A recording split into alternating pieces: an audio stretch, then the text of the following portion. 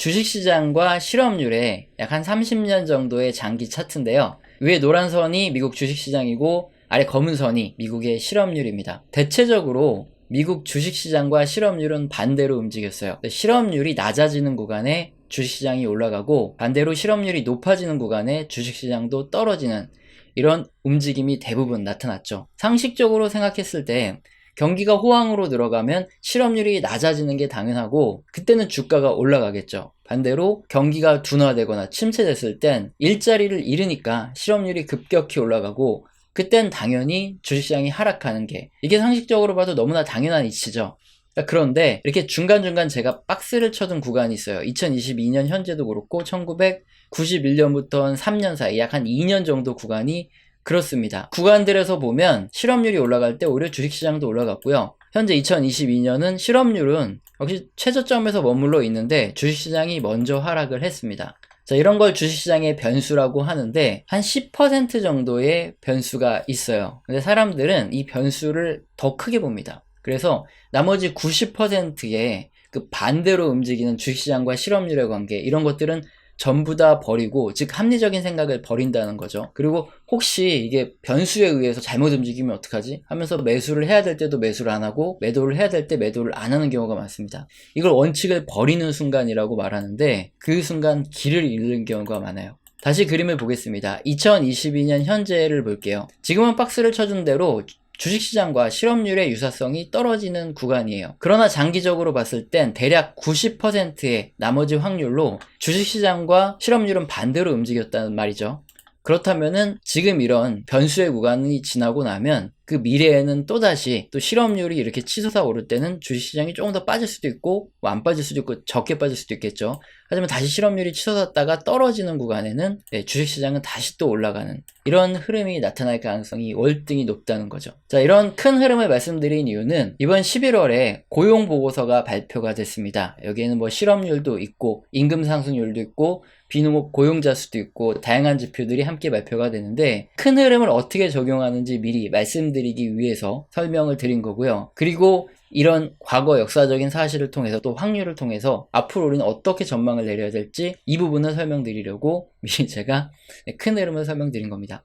자, 그렇다면 말이 나온 김에 앞으로 2022년 현재 상황이 이런데 어떻게 흘러갈지 한번 전망을 해보겠습니다. 일단 주식시장이 먼저 하락을 했고 반면에 실업률은 최저점에서 치솟지 않았어요. 그러면 앞으로 경기 침체가 와서 실업률이 확 치솟을 가능성이 점점 높아지고 있거든요. 하지만 이렇게 실업률이 급격하게 증가하는 구간에는 기업의 이익도 감소하고 전반적인 산업이 다 악화되고 적자가 많이 터지기 때문에 주식시장이 물론 더 빠질 가능성도 충분히 염두를 해둬야 되겠고요. 이게 주가가 얼마나 더 빠져야 저점이냐 이건 맞출 수가 없다는 거죠. 그래서 더 가장 중요한 건 뭐냐, 향후에 경기 침체가 와서 뭐 여기까지는 안 갈 겁니다. 코로나 때는 너무나 심각하게 사람들이 다 집에서 쉬어야 됐기 때문에 거기까지는 안 가고 뭐 2008년 이 정도까지는 갈 수 있죠. 다시 실업률이 쭉 치솟아 오를 텐데 그 다음에 다시 실업률이 떨어질 거예요. 그럼 우리는 그 실업률이 떨어지는 구간에 놓치지 않고 매수의 타이밍을 잡는 게 훨씬 더 중요하다는 거죠. 이게 바로 장기적인 데이터에 기반한 확률적인 행동이라는 건데요. 실업률이 높아졌다가 떨어지는 구간에 매수를 한다고 하겠습니다. 자, 1990년대 이후부터 보면 이 구간에 매수를 했다 하면 주가가 이 상승하는 이 구간 전부 다 먹을 수 있겠죠. 뭐 최고점에서 못 팔아도 적당히 이 지점에서만 팔았다, 어깨에서 팔았다 해도 꽤 많이 먹은 거고 더 늦어서 이때 팔았다 해도 여기서 샀으니까 이만큼은 먹었겠죠. 다음으로 실업률이 떨어지는 구간 또 매수를 했다 하면 이때 매수를 한 거니까 역시나 적당히 잘 뛰어내렸으면 꽤 많이 먹었을 거고, 그다음에 금융위기 이후에도 마찬가지죠. 실업률이 떨어지는 이런 구간들은 대부분 다 코로나 때도 마찬가지고 아주 좋은 매수 타이밍이고 이 구간들 정도, 중간 구간 정도는 충분히 다 먹을 수 있는 그런 위치들입니다. 자, 이렇게 확률이 높은 구간들에 매수를 하는 걸 무한 반복을 하게 되면 결국에는 꽤 높은 수익률을 지속해서 거둘 수 있겠죠. 이렇게 승률을 높여가는 게 바로 주식시장의 기본인데, 자, 그런데 많은 분들은 어떻다는 거죠? 자, 이렇게 다르게 움직이는 구간들에 가끔 한 번씩 데일 때가 있어요. 2022년 현재도 실업률도 좋고 나머지 지표들이 전부 좋은데 주식시장이 먼저 빠져서 사람들이 많이 주식시장에 대어 있죠. 이런 구간들에 하나도 안 맞는다, 틀리네 하면서 이 원칙 자체를 저버리게 됩니다. 그럼 그때부터 길도 잃고요. 그리고 다음 사이클에 이렇게 실업률이 치솟았다가 떨어졌을 때 이 매수할 타이밍도 잃게 된다는 거죠. 이건 뭐 아무리 반복해도 지나치지 않기 때문에 지금부터 볼 고용지표들 세부 내용을 볼 때 이 부분은 꼭 기억을 하고 시작을 하도록 하죠. 자, 우선 지난 30년간의 미국 실업률 차트를 보겠습니다. 실업률이 뚝 떨어지다가 횡보하는 박스권 구간들이 이게 경기 침체예요. 이 구간. 경기 침체 전에 한 번씩 꼭 나타납니다. 물론 지금도 그렇고요. 그래서 앞으로 경기 침체가 올 수도 있는데, 이렇게 박스권 흐름이 나타나는, 즉 실업률이 더 이상 떨어지지 않는 이유는 뭘까요? 이게 바로 자연 실업률 구간이거든요. 이게 필립스 곡선이라 그러는데 좀 뭐 어렵진 않습니다. 그냥 쉽게 설명드릴게요. 물가 상승률이 높으면 높을수록 실업률이 떨어지고요. 반대로 물가 상승률이 낮으면 실업률이 높아지는 경향이 있다. 필립스 곡선의 그냥 가장 쉬운 설명입니다. 그냥 이렇게 이해하셔도 돼요. 경기가 호황이 됩니다. 그럼 물가가 오르죠. 그리고 임금도 오르니까 당연히 실업률이 줄어들 수밖에 없어요. 그래서 그림 보시면 뭐 경기가 호황될 때 물가 상승 구간이고 실업률은 높아진다. 반대로 경기가 안 좋을 때 당연히 물가도 낮아지고 사람들 실업도 높아지고, 그런 건 뭐 당연한 거겠죠. 자, 그런데 만약에 경기가 너무나 호황이에요. 근데 정부가 한번 실업률을 제로로 맞춰보겠다 하면서 돈을 막 풀고 부양책을 더 쓰게 되면 어떻게 되죠? 오히려 인플레이션이 굉장히 심해지고, 지금도 돈을 많이 풀었더니 굉장히 부정적인 효과들이 많이 나타나잖아요. 마찬가지로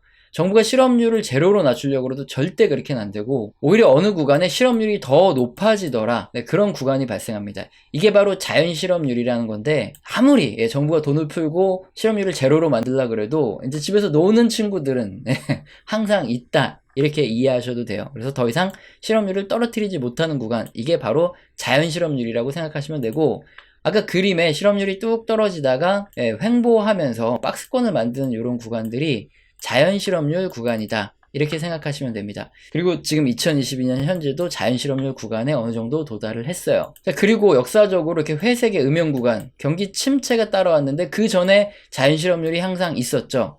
이 말은 다른 말로 하면 경기 호황의 극점에서 나타나는 현상이 바로 이렇게 실업률이 횡보 등락하는 박스권을 유지하더라, 이렇게 받아들여도 됩니다. 우리가 선행해서 움직이는 주식시장에 투자를 해서 돈을 벌려고 하잖아요. 그래서 이렇게 자연 실업률이 나타나는, 즉 박스권을 실업률이 유지하는 구간들은 주식시장 투자자들은 주의를 해야 될 구간이기도 하다는 거죠. 근데 여기서 문제가 하나 있어요. 우리가 투자를 하면서 영원한 고민일 건데, 이런 박스권 흐름이 나타났다고 바로 매도를 하면은 너무 빨리 매도를 합니다. 그래서 그 상승의 구간을 놓칠 수가 있고요. 반대로 박스권 구간이 깨질 때 잘못 뛰어내리면 너무 늦게 뛰어내려서 수익을 확 다 반납해야 될 수도 있습니다. 이게 진짜 영원한 고민이에요. 그래서 2006년 초 뭐 이럴 때 매도했으면은 나머지 한 30% 이상 주가가 올라가는 구간 다 놓쳤고, 그리고 뭐 2008년 너무 늦게 뛰어내렸으면 역시나 수익을 다 반납했겠죠. 모든 구간이 마찬가지죠. 지금은 더 그렇습니다. 주가가 먼저 빠졌으니까. 언제 뛰어내리느냐, 너무 일찍 또는 너무 늦게 뛰어내려서 수익을 반납하든 수익을 너무 적게 가져가든 이 부분이 굉장한 고민이다. 이거는 뭐 어쩔 수 없는 사실이고요. 그렇다면 지금은 어떠냐? 2022년 지금은 역시나 횡보 등락 구간에 진입했고, 어떤 특정한 사건이죠. 테러라든가 아니면은 디폴트가 터지면 역사적으로 반복됐던 경기 침체가 한번 올 거고, 실업률이 확 치솟아 오를 그럴 국면에 있습니다. 적극적으로 매수할 구간은 아니라는 거죠. 우리가 적극적으로 매수할 구간은 실업률이 치솟았다가 떨어지는 구간이다, 아까 앞서서 말씀드렸죠. 다음으로 발표된 고용지표 중에서 노동자들의 시간당 임금 상승률, 요걸 한번 보겠습니다. 시간당 임금 상승률이라는 건 소비의 선행지표예요. 주머니가 두둑해야지 소비를 할 수 있죠. 그래서 장기적으로 이렇게 뭐 한 2% 정도, 왜냐면 미 연준에서도 생각하는 물가 상승률이 2%니까 장기적으로 한 2% 뭐 초중반 정도에서 노는 게 가장 좋습니다. 그런데 임금이라는 건 또 실물 경기가 사이클을 타기 때문에 경기가 급격히 나빠진다 그러면은 임금 증가율이 좀 낮아지겠죠. 반대로 경기가 급격히 개선되는 구간에는 일할 사람이 부족하니까 전년 대비해서 임금 상승률이 확 높아지는 구간이 나타납니다. 근데 여러분 주의를 하실 게, 이렇게 임금 상승률이 쭉 높아지고 나면 전년 대비 변화율이기 때문에 그 다음 해에 이게 역의 모양이 이렇게 나타나요. 그래서 이건 무시하고 이렇게 횡보되는 이런 구간들만 보면 되는데, 지금 상황은 어떠냐? 예전과 비교했을 때 임금 상승률이 전년 대비 한 2배 이상은 더 높게 증가하는 구간이다, 이걸 알 수 있어요. 그리고 또 하나, 임금 상승률이라는 건 인플레이션을 반영하죠. 물가가 굉장히 높아져서 먹고 살기 힘들다 그러면 사람들이 임금 협상 때 나 도저히 뭐 이렇게 가지고는 일 못하겠다, 임금 올려달라, 얘기를 해서 임금이 올라가게 되죠. 그래서 임금 상승률이 높아지면 역사적으로 인플레이션이 쭉 증가했던 구간이다 이렇게 보시면 되고, 임금 상승률이 낮아지는 구간에는 인플레이션이 둔화되는 구간이다 이렇게 보시면 돼요. 자, 그러면 지금 임금 상승률이 조금씩 떨어지는 흐름이 나타나고 있는데, 앞으로 인플레이션이 둔화돼야 임금 상승률도 낮아질 수 있겠죠. 그러면 앞으로 인플레이션이 잡히면서 임금 상승률이 쭉 낮아지면 우리가 와 좋아해야 되고 막 주식시장이 상승할 것만 남았다 이렇게 열광해야 될까요? 그건 아닙니다. 이게 딜레마가 있는데, 이게 임금 상승률은 경기와 완전히 동행하는 지표예요. 그러니까 임금 상승률이 높아질 때 경기가 좋아지고, 임금 상승률이 떨어지면 경기가 나빠진다는 겁니다. 앞으로 임금 상승률이 떨어진다 그러면 경기가 둔화되고 침체가 올 수도 있다는 거죠. 그래서 미 연준이 기준금리를 계속 올리고 그러면서 임금 상승률이 낮아지고, 그렇게 인플레이션이 이렇게 잡혀지면 경기 침체가 올 가능성은 아주 높아진다. 이건 반드시 기억을 해야 됩니다. 그렇다면 임금 상승률은 실물 경기와 동행하는 지표니까 그보다 선행해서 움직이는 주식시장에 아주 쓸모가 없는 지표냐? 그렇진 않습니다. 임금 상승률 지표 중에서도 경기에 민감한 지표가 있어요. 생산 및 제조 관련 이런 종사자들의 임금 상승률은 경기 판단에도 굉장히 중요하고 주식시장의 흐름을 판단할 때도 굉장히 요긴하게 잘 쓰입니다. 그림을 볼게요. 생산 제조업 관련 임금 상승률이 고점을 찍고 이렇게 떨어지는 구간들 있죠. 이렇게 떨어지는 구간들에서 어느 정도 너무 낮게 떨어졌다 그러면은 역사적으로 경기 침체가 오거나 주식시장에 폭락이 왔던 사례가 많죠. 이걸 활용을 하는 겁니다. 그래서 임금 상승률이 뭔가 둔화된다 그러면 이제 뭐 조만간 매도를 해야 될 타이밍이 오니까 우리가 주의를 해야 된다 이렇게 봐야 되는데, 2022년 현재는 아까 말씀드렸지만 변수 구간이에요. 임금 상승률이 굉장히 높습니다. 그럼에도 불구하고 주가가 미리 떨어졌어요. 주가가 이미 선 반영돼서 떨어졌기 때문에 향후에 임금 상승률이 좀 낮아진다. 그래도 주가 하락은 크지 않을 가능성도 있고요. 반면에 뭐 경기 침체가 와서 이미 빠진 주가에서 더 하락할 가능성은 충분히 있고, 그럼에도 불구하고 그건 우리가 맞출 수 없지만 여전히 우리한테 더 중요한 건 뭐죠? 바로 역사적으로 이렇게 임금 상승률이 뚝 떨어졌다가 올라가는 구간들입니다. 이때가 아주 좋은 매수 타이밍들이었죠. 앞으로 임금 상승률은 뚝 떨어질 거예요. 그랬다가 다시 올라가는 이 구간 절대 놓치지 말고 우리가 매수를 해야 되고요. 특히 경기에 민감한 생산과 제조 관련 이런 종사자들의 임금의 변화율, 이게 우리가 계속 모니터링을 해야 될 지표라는 거죠. 그래서 매수 타이밍을 절대 놓치면 안 된다. 이거 반드시 기억을 해 두시고요. 다음으로 비농업 고용자 수 증감률, 이게 또 이번 고용지표에서 함께 발표된 지표인데, 전년 대비로 얼마나 늘었냐 줄었냐를 알 수 있는 지표입니다. 근데 이게 박스 쳐놓은 구간들 보시면은 다 경기 침체가 왔던 이런 구간들이죠.